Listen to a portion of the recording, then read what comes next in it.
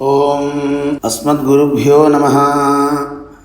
కాశ్యపాన్వయ సంజాతం నారాయణపదాశ్రితం శ్రీమన్నారాయణం వందే ఇతీశ్వరశ్రియాజుషం.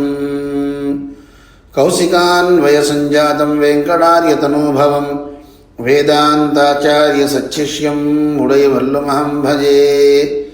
యో నిత్యమచ్యుతపదాంబుజయుగ్మరుగ్మవ్యామోహదస్తదితరాణి తృణాయ మేనే. అస్మద్గురోర్భగవతోస్య దయైకసింధోః రామానుజస్య చరణౌ శరణం ప్రపద్యే. లోకాచార్యాయ గురవే కృష్ణపాదస్య సూనవే సంసారభోగి సందష్టజీవజీవాతవే నమః. శ్రీశైలేశదయాపాత్రం ధీభక్త్యాదిగుణార్ణవం యతీంద్రప్రవణం వందే రమ్యజామాతరం మునిం.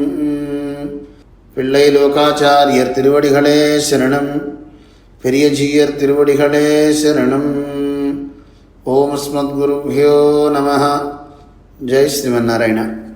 భగవద్బంధువులారా, పెరియ మంత్రం అంటే చాలా పెద్ద మంత్రము అని అంటారు నారాయణ అష్టాక్షరి మంత్రాన్ని. అంత పెద్ద మంత్రం అంటే అమ్మో నేను చెప్పగలనా అని నాకు అనిపిస్తుంది. కానీ అది 8 అక్షరాలు మాత్రమే. అలాంటి 8 అక్షరాలు కలిగినటువంటి ఈ మంత్రం అన్ని మంత్రాలకి రాజు. అందుకే దీన్ని మంత్రరాజ్యము అని పిలుస్తారు. అలాంటి మంత్రంలో మనం అర్థానుసంధానం ద్వారా ఆ పరమాత్మ యొక్క వైభవాన్ని తెలుసుకుంటున్నాం. మంత్రాన్ని మననం చేసినా రక్షణ పొందొచ్చు, మంత్రార్థాన్ని మననం చేసినా ఆ మంత్రం యొక్క ప్రభావం చేత పెరుమాళ్ళ అనుగ్రహంతో అది కూడా మనకి రక్షకమవుతుంది అని మన పెద్దలు తెలియచేశారు. ఉపాసకులైన వాళ్ళు మంత్రాన్ని ఉపాసిస్తే ప్రపన్నులు భగవంతుడే రక్షకుడు అనుకునేవారు. వారు అర్థానుసంధానం చేస్తారు. దాంట్లో మనం ఓంకారాన్ని తెలుసుకున్నాం. నమఃపదాన్ని ఇప్పుడు మనం తెలుసుకుంటున్నాం. నమఃపదంలో నమః అంటే విరోధిని తొలగిస్తుంది. విరోధులు ఎన్నున్నాయి అంటే 3 రకాల విరోధులు: స్వరూప విరోధి, ఉపాయ విరోధి, ఉపేయ విరోధి. ఉపేయము అన్నా ఫలము అన్నా ఒకటే, ఉపాయము అన్నా సాధనము అన్నా ఒకటే అన్నమాట. ఇది మనం గుర్తుపెట్టుకోవాలి. ఈ మూడింటిని ఇది తొలగిస్తుంది. ఎలాగా? కాకాక్షి న్యాయము అని ఒకటి చెప్పారు.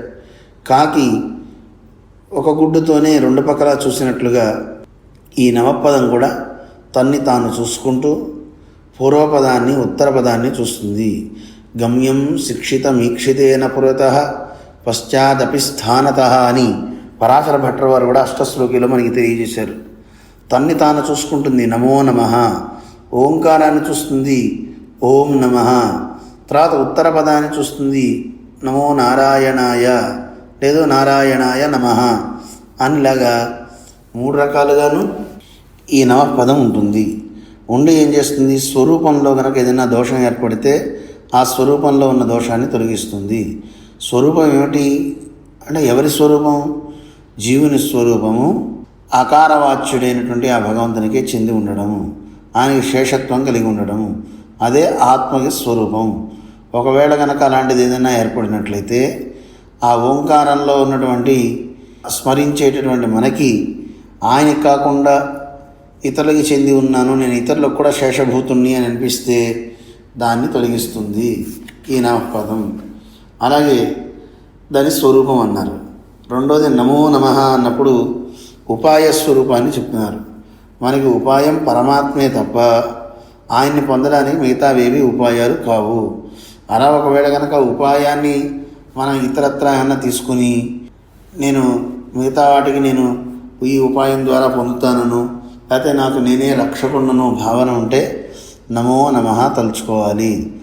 ఈ నమో నమః ఏం చేస్తుందంటే ఈ నమపదం ఉపాయంలో ఏదన్నా కనుక దోషం ఉంటే దాన్ని తొలగిస్తుంది. అలాగే నాకు నేనే రక్షకుణ్ణి అనే భావాన్ని కూడా ఈ నమపదం తొలగిస్తుంది.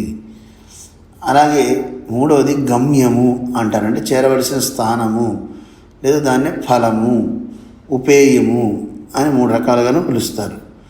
అందువల్ల గమ్యంలో అక్కడి చేరిన తర్వాత ఫలం దొరికిన తర్వాత అందులో మనకి కనుక ఒకవేళ భోక్తృత్వం మనకు అనిపిస్తే అంటే ఆ ఫలాన్ని అనుభవించేవాడిని నేను అనే భావన మనకు ఉండకూడదు. మనం చేసే సేవల వల్ల అతిశయం పరమాత్మకు కలగాలి. నారాయణాయ అనే పదం కదా వివరిస్తుంది చివరి పదం. ఆ నారాయణ కొరకు మనం ఉన్నాం, ఆనందాన్ని కలిగించడానికి మనం ఉన్నాం.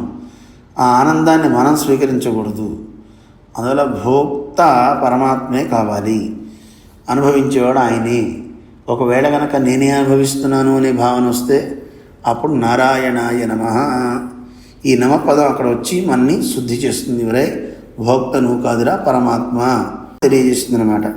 ఇలా 3 చోట్ల ఉన్నటువంటి విరోధుల్ని తొలగిస్తుందండి ఈ నమపదము అని తెలియజేశారు.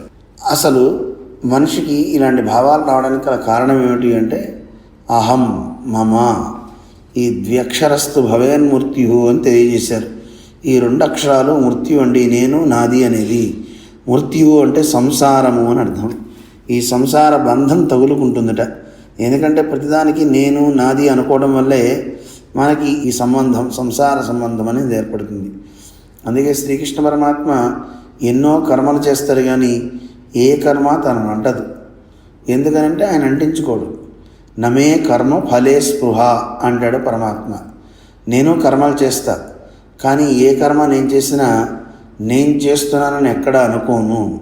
అందుకే పరమాత్మ చూడండి, ఆయన ఆజ్ఞతోనే సూర్యుడు ఉదయిస్తున్నాడు, గాలి వీస్తుంది.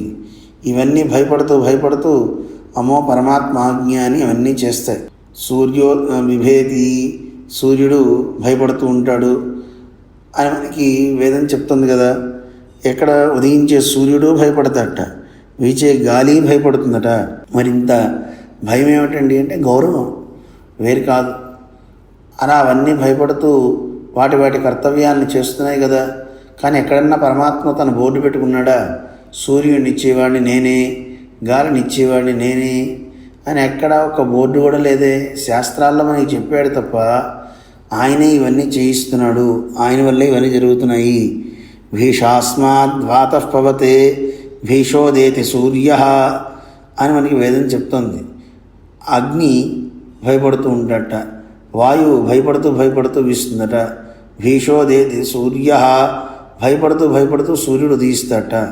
అంటే ఏమిటండి భయపడుతూ అంటే, అమ్మో స్వామి ఆజ్ఞ కదా, ఈ ఆజ్ఞని మనం తప్పకూడదు, సమయపాలన చేయాలి అని సమయానికి అవి వచ్చి వాటి కార్యాలన్నీ చేసి వెళ్తాయట. చూడండి ఎంత గొప్పతనమో. ఇక్కడ ఎక్కడా పరమాత్మ ఆజ్ఞ ఇచ్చినట్టు మనకు కనపడదు. ఇది బయట బోర్డు కానీ ఏవీ లేవు, అనౌన్స్మెంట్స్ అసలే లేవు. పోనీ సూర్యుడు ఏమన్నా ఇస్తూ నేనే ఇస్తున్నానని ఆయన చెప్పుకుంటున్నాడా? అంత వెలుగుని ప్రపంచానికి పంచుతున్నాడు ఆ మహానుభావుడు. ఎక్కడ నేను అని ఆయన టమకు వేసుకోవట్లా. కానీ ఇక్కడ లోకంలో మనందరం ఏ కర్మ చేసినా నేను చేశానని అనుకుంటాం. ఆ కర్మ వల్ల వచ్చే ఆనందం కూడా నాదే అనుకుంటాం. దానివల్ల వచ్చేటువంటి ఫలాలన్నీ మనకు వచ్చి చుట్టుకుంటూ ఉంటాయి. చుట్టుకుని మన్ని ఈ సంసార బంధంలోకి లాగి పడేస్తుంటాయి. అందువల్ల మనం ఎవరం నేను చేస్తున్నాను అనుకోవడానికి లేదు. మనందరం నిమిత్త మాత్రులం. మనని నడిపించేవాడు సర్వేశ్వరుడు, ఇది మనకి తెలియాలి. అది లేదనుకోండి, ఈ సంసార బంధంలో మనని పడేసేది ఈ 2 అక్షరాలే. అందువల్ల ద్వ్యక్షరస్తు భవేన్ మృత్యు, ఇవి మృత్యు అండి మనకి. 3 అక్షరం బ్రహ్మణ పదం అన్నారు. ఆ పరమాత్మని చక్కగా మనం ఉన్నట్లుగా తెలుసుకునే గొప్ప స్థానానికి మనని తీసుకువెళ్తుంది. అందువల్ల పారతంత్ర్య బుద్ధిని, శేషత్వ బుద్ధిని మనకి కలిగింపజేసేటటువంటి ఆ 3 అక్షరం, 3 అక్షరాలు ఏంటిది? నా మామా, నాదేదీ లేదు, అదేది కాదు, అన్నీ వాడివే, ఇది మనకు కావాలి. అందుకని ఈ స్వరూప ఉపాయ ఫలాలని ఇంకాస్త మనకి చూపించడం కోసం మనకి తెలియచేస్తున్నారు. ఇది తన్నై ఉపవాదిక్కిరార్ మేల్ 3 వాక్యత్తాలే. 3 వాక్యాలలో మనకి 3 స్వరూపాన్ని, ఉపాయాన్ని, ఫలాన్ని తెలియజేస్తున్నారు మన ఆళ్వార్ల పాసురాల్లో. తులై విల్లి మంగళంతు ఎన్గయ్యాలే స్వరూపం సొల్లిత్తు వేంగడ తురైవార్కు నమః ఎన్గయ్యాలే ఉపాయం సొల్లిత్తు అందిదజం సొల్ ఎన్గయ్యాలే ఫలం సొల్లిత్తు. మనకి స్వరూపము, ఉపాయము, ఫలము, ఈ 3 మన నమ్మాళ్ళవార్లు పాడినటువంటి 3 పాటల్లో మనకి చూపిస్తున్నారన్నమాట. తొలై విల్లి మంగళం అనే దివ్య దేశాన్ని నమస్కరించారు ఆళ్వారు. ఆ నమస్కరించారు అని చెప్పడం చేత స్వరూపం తెలుస్తుంది. అలాగే వేంగడ తురైవార్కు నమః, వెంకటేశ్వర స్వామికి నమస్కారం అని చెప్పడం చేత ఇక్కడేం తెలుస్తుంది, ఇక్కడ కూడా ఉపాయం చెప్తున్నారు అన్నారు. అలాగే అందితజుంసల్ అని చెప్పడం చేత ఇక్కడ ఫలాన్ని చెప్తున్నారు అన్నారు. ఏమిటండి, ఏం అర్థం కాలేదు, దాన్ని వివరిస్తున్నారన్నమాట. తొలై విల్లి మంగళంతుజం ఎన్ను அவனுகந்தருளின நிலத்தளவும் செல்ல சேஷமாயிருக்கும்படியை சொல்லுகிறவளவில் தொஜும் అవనుగంధరుడిన నిలత్తళవం సెల్ల. సాక్షాత్తు పరమాత్మే తనంతట తాను సంతోషించి ఏం చేసినటువంటి దివ్య దేశాలకి వెళ్ళి అక్కడ శేషమా ఇరుక్కుంబడి అయి, అంటే తొలైవిల్లి మంగళం తుజం అంటే ఈ దివ్య దేశానికి వెళ్ళి అక్కడ సేవ చేయడం, అక్కడ సాక్షాత్తు పరమాత్మ తాను ఆనందించి వేయించేసినటువంటి స్థానం అంట. అక్కడికి వెళ్ళి ఈవిడ శేషమా ఇరుక్కుంబడి అయి ఈ పాసురంలో ఏం చెప్తున్నారో ఒకసారి చూస్తే మనకి తెలుస్తుంది అన్నమాట. తువళిన్ మా మణిమాడ మంగు తొలైవిల్లి మంగళం తుజా అని తిరువాయిమజి 6వ శతకం అన్నమాట. అందులో తొలైవిల్లి మంగళం అని దివ్యదేశం. ఆ దివ్యదేశానికి మన నమ్మాళ్వారు వెళ్ళి ఏం చేసి అక్కడికి సేవించాలి అనుకుంటున్నారట. ఇక్కడ ఒక అందమైనటువంటి ఒక దశకం ఇది. ఇందులో మనకి తెలియజేసేది ఏంటంటే, నమ్మాళ్వారు ఒక నాయిక. ఆవిడ అక్కడ ఆ క్షేత్రంలో ఉన్నటువంటి పరమపదంలో తొలైవిల్లి మంగళం అనే దివ్యదేశంలో ఉన్న అర్చామూర్తిని సేవించాలని వెళ్తోంది. అలా వెళ్ళి అక్కడ నమస్కారం చేయాలని కోరిక ఈవిడికి. కానీ వాళ్ళ తల్లి అంటోంది, అమ్మో మా అమ్మాయి, ఇదంతా ఒక భావన అన్నమాట. ఒక్క నమ్మాళ్వారే తానే నాయికగా, అంటే ఒక హీరోయిన్గా తాను భావించుకుంటున్నారు. అలాగే ఆవిడ యొక్క స్థితిని చూసి వాళ్ళమ్మ బాధపడుతున్నట్టుగా భావిస్తున్నారు. వాళ్ళ అమ్మ కూడా ఈ అమ్మాయి స్థితిని చూసి, అమ్మ మా అమ్మాయి ఇలాగా ఆ దివ్యక్షేత్రం వద్దని చెప్పినా వింటలేదు, ఇలా అంటోంది, ఏం చేయాలి మీరన్నా చెప్పండి అని చెలికెత్తిని అడుగుతున్నట్టుగా భావిస్తున్నారు. ఆ చెలికెత్త సమాధానం చెప్తున్నట్టుగా ఈ పాసురం ఉంటుందన్నమాట. చెలికెత్తగా కూడా వారే భావించుకున్నారన్నమాట. అంటే నమ్మాళ్వార్లు ఒక నాయికగా భావించుకుని ఆ తల్లి బాధపడుతున్నట్లుగా, అవతల పక్క ఈయనే చెలికెత్తగా భావించి ఆ చెలికెత్తని తల్లి అడిగితే ఆ తల్లికి ఈయన సమాధానం, అంటే ఈవిడ చెలికెత్త సమాధానం చెప్తున్నట్టుగా మనకు కనపడుతుంది. ఈ పాసురం ఎంత అద్భుతం అంటే, సీతాదేవి చిన్నప్పుడు అవతరించినప్పుడు జాతకం చూపించారట. జాతకం చూపిస్తే జాతకంలో చెప్పారట, అయ్యా ఈ అమ్మాయి చాలా గొప్పది, సార్వభౌముణ్ణి అంటే ఒక చక్రవర్తిని వివాహం ఆడుతుంది, కానీ ఈవిడికి వనవాసం తప్పదు అని వాళ్ళు చెప్పారట. అలాగే ఒక సోదిగత్తి కూడా చెప్పిందట. ఈ విషయం సీతమ్మే మనకి రామాయణంలో తెలియజేస్తుంది. రాముడు అరణ్యానికి వద్దు అని చెప్పినా, అయ్యా నువ్వు అరణ్యానికి వద్దనన్నా నేను వెళ్ళి తీరవలసిందే. అదేమిటి అన్నాడు. అవును, నిన్న దశరథుడు అరణ్యవాసానికి వెళ్ళాలని కైకమ్మ చెప్పింది, కానీ ఒకవేళ నీకు అరణ్యవాసం తప్పినా తప్పచ్చేమో, ఎందుకంటే మీ నాన్నగారు వద్దని లేదు కైకమ్మ మనస్సు మార్చినా ఆ వనవాసం నీకు తప్పచ్చు, కానీ నాకు వనవాసం అనేది ఖచ్చితం అని నాకు చిన్నప్పుడే జాతకంలో చెప్పేశారు. అలాగే మా సోదిగత్తి కూడా చెప్పింది అని సీతాదేవే స్వయంగా చెప్తుందనమాట. అంటే ఆవిడకి వనవాసం అనేది జాతకంలో ఉంది అనేది ఒక నిశ్చితార్థం అన్నమాట. అలాగే ఈ అమ్మాయికి కూడా ఆళ్వార్ నాయికకి కూడా జాతకం చూపించారట. అంటే ఒక భావనలో చక్కగా అందంగా మనకి ప్రజెంట్ చేస్తున్నారు ఈ పాసురంలో వ్యాఖ్యానాన్ని. ఆ చిన్నప్పుడు జాతకం చూపించిన తర్వాత, అమ్మ మీ అమ్మాయి చాలా అద్భుతమైన జాతకురాలు, కానీ మీ అమ్మాయికి ఒక గండం ఉంది, ఆ గండం తప్పిందే, చాలా అద్భుతం అమ్మ. ఏమిటండి ఆ గండం? మీ అమ్మాయి తొలైవిల్లి మంగళం అనే దివ్యదేశం వెళ్ళకూడదు, వెళ్తే ఆవిడకి గండం కలుగుతుంది అన్నట్ట. అనగానే ఆ దివ్యదేశానికి తీసుకువెళ్ళడానికి వీలు లేదు, ఎందుకంటే మా అమ్మాయికి ఏమన్నా గండం ఏర్పడుతుందేమో అని మిగతా వాళ్ళు ఏమన్నా అనుకుంటారు. కానీ వీళ్ళ తల్లి కుటుంబం ఎలాంటిదంటే, మా ప్రాణాలు పోయినా పర్వాలేదు, పరమాత్మని దర్శించకుండా ఉండమనేటటువంటి ఒక అభినివేశం కలిగిన కుటుంబం కనుక తల్లిగారు కూడా అనుకుందట, లేదు లేదు మనం వెళ్ళి తీరవలసిందే అని. ఈ నాయిక కూడా ఆ తొలైవిల్లి మంగళం అనే దివ్యదేశానికి వెళ్ళాలి, అక్కడ స్వామిని సేవించాలి అనుకుంది. అక్కడికి వెళ్ళి ఏం చేసింది, ఈవిడ స్వామికి నమస్కరిస్తుంది. ఎలాంటిది ఆ దివ్య దేశము అంటే తువళిల్ మా మణిమాడ మోంగు. తువళిల్ అక్కడ చాలా పరిశుద్ధమైన మణులట. ఆ పరిశుద్ధమైన మణులతో చేసినటువంటి భవంతులు, మా అంటే శ్లాఘ్యమైనటువంటి చాలా గొప్పవైనటువంటి మణులతో ప్రాకారాలు కానీ గోడలు కానీ ఉన్నటువంటి అందమైనటువంటి రత్నాలతో నిర్మించిన మేడలు, వీటన్నిటితో అలరారుతూ ఉంది ఆ తులై విల్లి మంగళం అనేటువంటి దివ్యదేశం. ఆ దివ్యదేశానికి వెళ్ళి అమ్మ నమస్కరిస్తుంది. అలా నమస్కరించేయండి ఈమెని, ఓ తల్లి మీరు విడిచిపెట్టేయండి, మీరు విడిచేయండి అని చెలికత్త చెప్తుందన్నమాట. ఎందుకంటే తల్లి అడిగింది, అయ్యా ఏమర్రా మా అమ్మాయికి మీరన్నా చెప్పండి, ఏముంటుందో తెలియట్లేదు.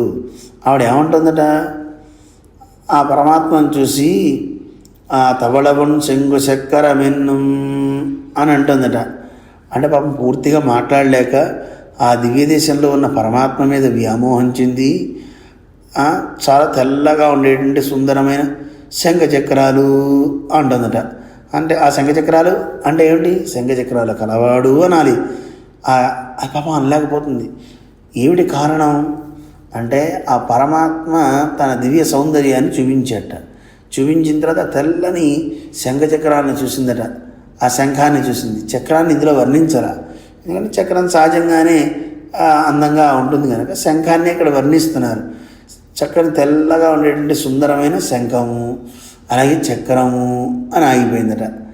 తర్వాత కాసేపు ఆగి మళ్ళీ తామరై తడం కన్ననెన్నం, తామర పుష్పాల్లాంటి విశాలమైన నేత్రాలండి అని ఆగిపోయిందట. మళ్ళీ చెప్పట్లేదు, అంటే మాట రావట్లేదు. ఆ పరమాత్మ సౌందర్యాన్ని చెప్పలేకపోతుంది ఈవిడ నేత్రాలు ఎలాంటివి అంటే కువళయ్యొన్ మలర్ కణ్గళ్ నీరు మలగ నిన్ను కుమిరుమే అంటారు. ఈవిడ చాలా నేత్ర సౌందర్యం గొప్పది. అలాంటి నేత్ర సౌందర్యం కలిగినటువంటి ఈ గోపిక కోసం, మీ అమ్మాయి కోసం ఆ పెరుమాళ్లే అయ్యో నేను పొందలేకపోతున్నానే అని కన్నీళ్లు కార్చాల్సింది పోయి, మీ అమ్మాయి వచ్చి ఈ దివ్య దేశంలో ఉండే భగవంతుని చూసి ఆ శంఖచక్రాలని తన కళ్ళని చూపించాడు ఆయన. ఆ నేత్ర సౌందర్యం చూపించగానే మీ అమ్మాయి వ్యామోహపడిపోయింది. ఆయన ఎలాంటివాడు, నల్లనివాడు. నల్లని దేహకాంతి కలిగినటువంటి ఆయన్ని చూసి మీ అమ్మాయి వ్యామోహపడి ఇలా అంటుంది. నిజానికి మీ అమ్మాయి సౌందర్యాన్ని చూసే ఆ స్వామి కన్నీళ్లు పెట్టుకోవాలి, అయ్యో నేను రాలేకపోయానే, ఇంతగానో ఈయన పొందలేకపోయానే అనుకోవాలి. కానీ ఆ స్వామి చేసిన గొప్ప కార్యం ఏమిటంటే ఆ శంఖచక్రాన్ని చూపించాడు, తన కళ్ళని చూపించాడు, అంతే. ఈవిడ కళ్ళల్లో నీళ్లు నిండిపోయినాయి. అంటే పరమాత్మని దర్శించినటువంటి ఎవడైనా సరే ఎలా ఉండాలి, ఆహ్లాద శీతనేత్రాంబు పులకీకృత గాత్రవాన్ సదా పరగుణావిష్ట ద్రష్టవ్య సర్వదేహి అన్నట్లుగా కళ్ళ వెంట చల్లని నీరు కారాలి. పులకీకృత గాత్రం కావాలి, ఒళ్ళు రోమాంచనం అంటారే అలా రోమాంచనం కావాలి. ఎప్పుడు కూడా పరమాత్మ యొక్క కళ్యాణ గుణాలనే అనుసంధానం చేస్తూ ఉండాలి. అన్ని చోట్ల ఆ పరమాత్మనే దర్శించాలి అని చక్కగా చెప్తారనమాట. అలా దర్శించే గొప్ప గుణం కలిగిన వాడు అవుతాట భక్తుడు. మా అమ్మాయి అలా అయింది. అందువల్ల ఓ తల్లి మీరంతా మీ అమ్మాయిని వదిలిపెట్టేసేయండి, ఇంకా మీ వల్ల కాదు, మీరేం చేయలేరు. ముందే ఈ దివ్యక్షేత్రానికి తీసుకురాకుండా ఉండాల్సింది. కానీ మీరేం చేశారు, వద్దు ఇది గండం అని చెప్పినా వినకుండా తెచ్చేశారు. అంటే ఏమిటి, మాకేమైనా పర్వాలేదు, పరమాత్మను దర్శించకుండా ఉండలేమనుకునే గొప్ప కుటుంబం వీరిది. అందువల్లే ఇక్కడికి వచ్చారు. ఈ అమ్మాయి ఇక్కడ స్వామిని చూసి ఈడు పడిపోయింది. అంటే ఈడు అంటే వ్యామోహపడింది. అందువల్ల ఇక్కడికి వచ్చి ఏం చేసింది, ఇవిడ నమస్కరించింది. ఇక్కడ మనకి తెలుసుకోవాల్సింది ఏమిటి అంటే స్వరూపాన్ని చెప్తున్నారు. ఆత్మస్వరూపం ఏమిటి, వద్దు అన్న ఈ ఆత్మలన్నీ పరమాత్మకే దాస్యాన్ని చేస్తాయి. అందువల్ల త్వజం నమస్కరిస్తుంది. ఓం నమః అనేది ఇక్కడ మనకి అర్థమవుతుంది.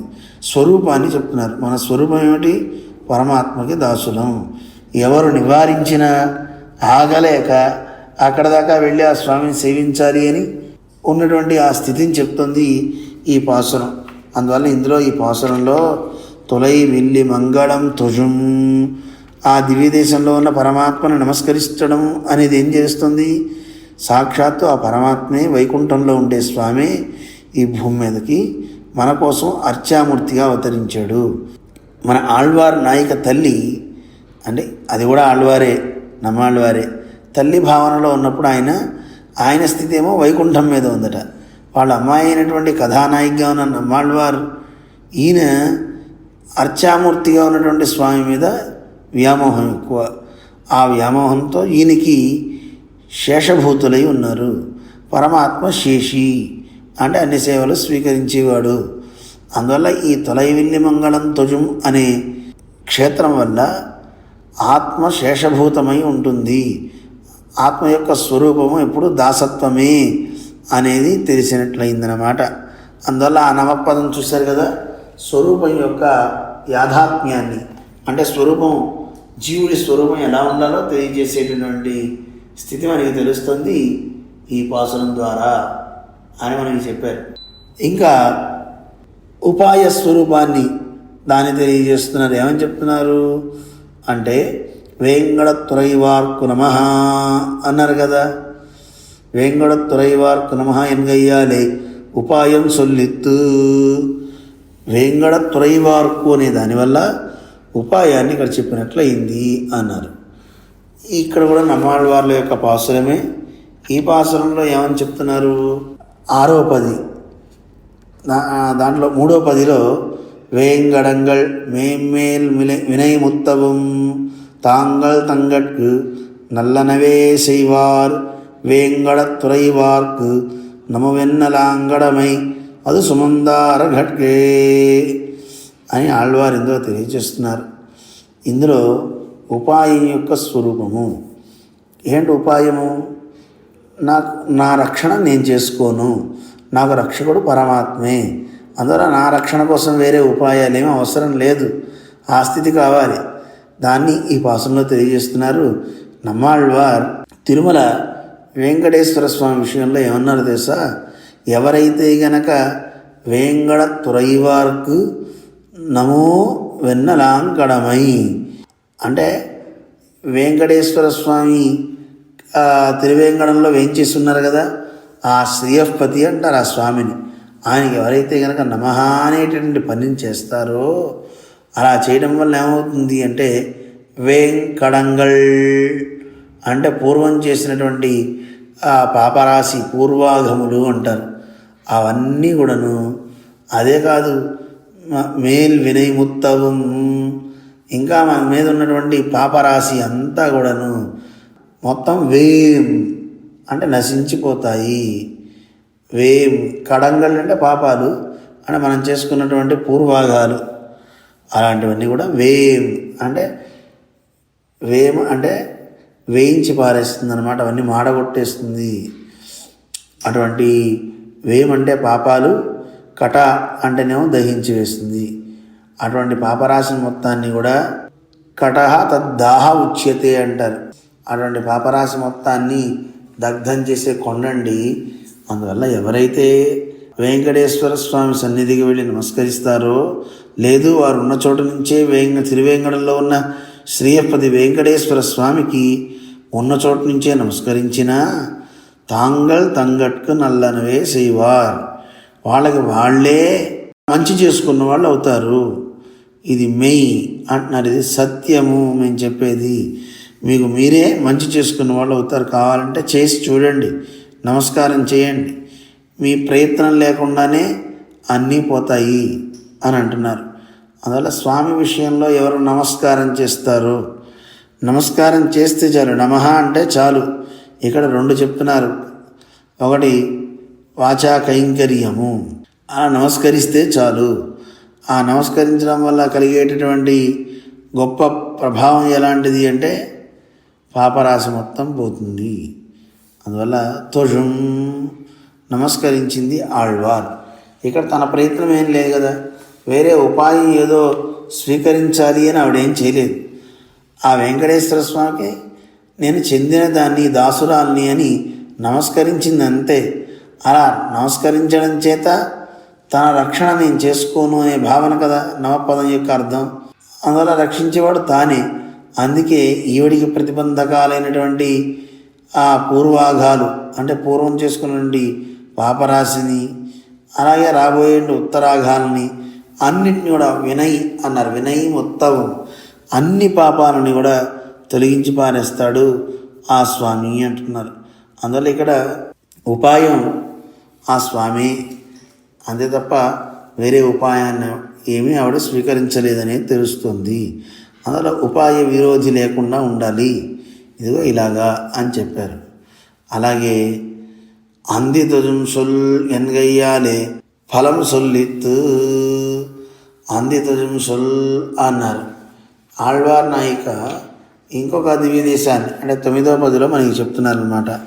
ఇది ఫలస్వరూపాన్ని చెప్పేటటువంటి ఒక పాసురం. వండు కడిక్కం పొజల్చో తిరుపేరాన్, తిరుపేర్ అనే దివ్యదేశం ఉందటండి. ఆ తిరుపేర్ అనే దివ్యదేశంలో ఉన్నటువంటి ఆ క్షేత్రం ఎలాంటిది అంటే అక్కడ తుమ్మెదలన్నీ కూడా అటు ఇటు తిరుగుతూ ఆ తోటల్లో తిరిగి చక్కగా అక్కడ ఉండేటువంటి మధుని ఆస్వాదిస్తూ ఉంటాయట. అలా ఆస్వాదించి హాయిగా ఉంటాయట ఆ తుమ్మెదలు. అలాంటి తిరుపేర్ అనే దివ్యదేశంలో నివసించేటువంటి ఆ స్వామిని నేను వెళ్ళి సేవించాను, సేవించి ఆనందిస్తున్నాను. ఎందుకంటే ఆ స్వామి నాకు నేత్రాస్పదమయ్యాడు, అంటే నా కళ్ళల్లోకి వెళ్ళాడు. వెళ్ళి అక్కడి నుంచి నన్ను ఎడబాయట్లేదు, నాతో కలిసి ఉన్నాడు. అందువల్ల ఎన్ కురై మేలై, నాకేం కొరత ఉందండి? నాకే కొరత లేదు. అందువల్ల నేను హాయిగా ఉన్నాను. ఆ స్వామి యొక్క సాన్నిధ్యం నాతో ఎప్పుడూ ఉంటుంది కదా. అందువల్లే అంది తొజుం సొల్, నేను ఆయన్ని ఆ ఆనందానుభవాన్ని అనుభవించినటువంటి నాకు ఇక మీద ఏ లోపం ఉందండి, ఏం కొరత ఉందండి? ఆయనకి దాస్యం చేయడం తప్ప. ఆయన ఇక్కడ దాస్యాన్ని చెప్తున్నారంటే ఇందులో ఫలం ఏమిటి అంటే నారాయణాయ అనే ఫలాన్ని ఇందులో తెలియజేస్తున్నారు. అంటే పరమాత్మ అనుభవం చెప్పారు ఇందులో. ఈ అనుభవం చేసిన నాకు కొరత లేదు అన్నారు. నాకు ఏ కొరత ఉంది అని. అయితే ఇక్కడ భోక్తృత్వంలో కర్త మనం కాకూడదు, నేను అనుభవించాను అనే కొరత రాకూడదు. అందువల్ల ఆయనే ఆనందిస్తూ నా నేత్రాల్లో వచ్చి కూర్చున్నారు అన్నారు. ఇక్కడ ఆనందం ఎవరికి? పరమాత్మకే. నేను వెళ్ళి సేవించా అంతే. ఆ క్షేత్రంలో ఉన్న స్వామిని సేవిస్తే ఆనందిస్తూ ఆ పరమాత్మ నా నేత్రాల్లో ఉండి నన్ను అసలు ఎడబాయట్లేదండి. నా కళ్ళల్లో ఉన్నాడు ఆయన అంతే. కళ్ళు మూసినా తెరిచినా ఆ తిరుపేర్ అనే దివ్యదేశంలో ఉన్న పెరుమాళ్ళే నా కళ్ళల్లోనే ఉన్నాడు. మరి దిగనంటున్నాడు, మరి వెళ్ళట్లేదు. ఆయన ఆనందిస్తున్నాడు. అంటే మనం సేవించడం వల్ల నిజానికి మన కళ్ళల్లో అలా పరమాత్మ కనపడితే మనం ఏమంటాం చెప్పండి? అబ్బా నాకు ఎంత ఆనందంగా ఉందనుకున్నారండి, రాత్రి కల్లో వెంకటేశ్వర స్వామి కనపడ్డాడండి అంటాం. అంటే ఆనందం నీకా?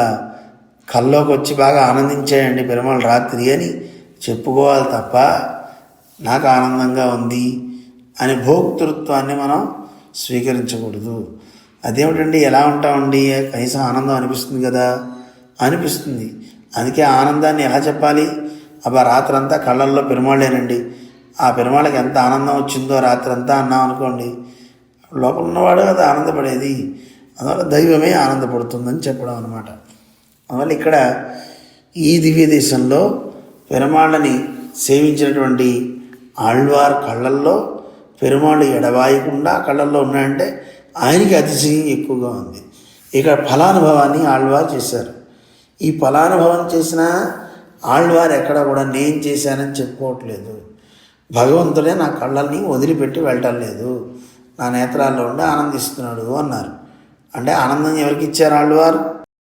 ఆళ్వార్ తమకి ఆ నేత్రంలో ఉన్నటువంటి ఆ స్వామికి ఇచ్చారు తప్ప ప్రాధాన్యం తమకి ఇచ్చుకోలేదు. నా కళ్ళల్లో ఉన్నాడని నేను ఆనందించాను అనల్లా. అటువంటి గొప్ప భావన ఫలాన్ని అనుభవించేటప్పుడు ప్రతి వ్యక్తికి కావాలి. ఏమిటి ఫలం అంటే పరమాత్మ. ఆ పరమాత్మ అనుభవించే వ్యక్తి ఎవడైనా నేను అనుభవిస్తున్నాను అని కాకుండా వాడిదే అనుభవం అంతా అనేది ఉంటే మన స్వరూపం నిలబడుతుంది.